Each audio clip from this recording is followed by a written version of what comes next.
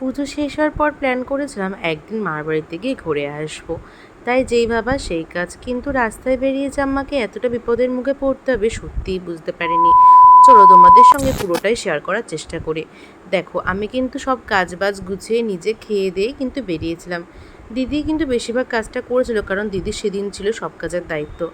আমি খেয়ে দিয়ে নিয়ে বেরিয়ে বেরিয়েছিলাম।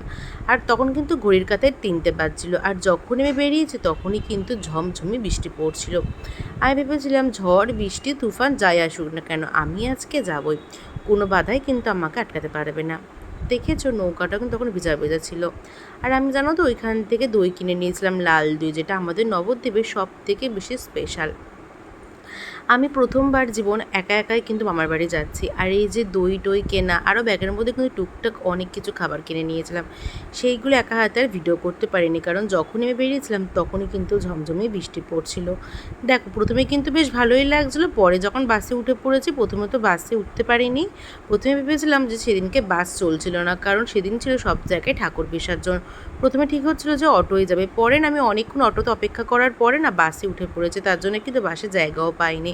তার জন্য কিন্তু কেবিনে বসতে হয়েছে, কিন্তু ভীষণ গরম লাগছিল।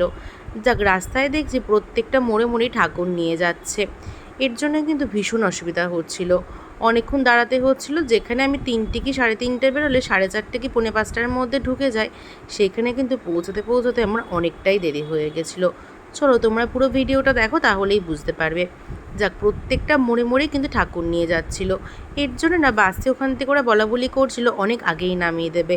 প্রথমে না সবাই সেরকম বুঝতে পারেনি, আমিও ঠিক সেরকম বুঝতে পারিনি।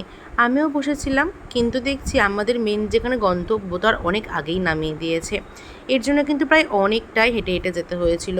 সত্যি কথা বলতে গেলে আজকে না হয়ে যদি অন্য একদিন হতো, আমি কিন্তু ভীষণ ভয় পেতাম। মার বাড়িতে এক কথা, প্রথম কথা কিন্তু বলেও যাচ্ছিলাম না যে আমি যাচ্ছি, হঠাৎ করে সবাইকে সারপ্রাইজ দেওয়ার জন্যই যাচ্ছিলাম।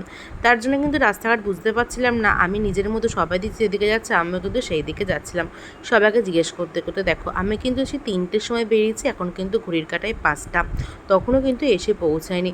আমাকে কিন্তু অনেকটাই হেঁটে যেতে হয়েছে। আর সত্যি কথা বলতে গেলে ভীষণ ভয় লাগছিলো যে ঠিকমতো চিনতে পেরে আমি যেতে পারবো কিনা।